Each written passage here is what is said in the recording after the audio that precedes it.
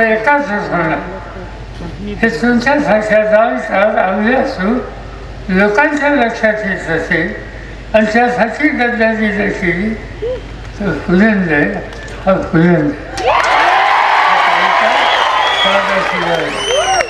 गोड असेल तर एकदम गोड आधी अंजनासारखा गोड नसला तर असा खवच की काही विचार नसता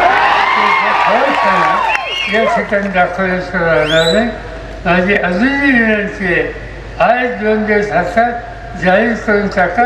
आमचं चुकलं पुन्हा किंवा काही काम करण्याच्या संबंधीची संधी द्यायची असेल तर सगळ्यांना विश्वासात घेऊन काही करता अवश्य करू. पण तुमच्यावर हा गद्दारीचा छापा नाही याची काळजी घ्या.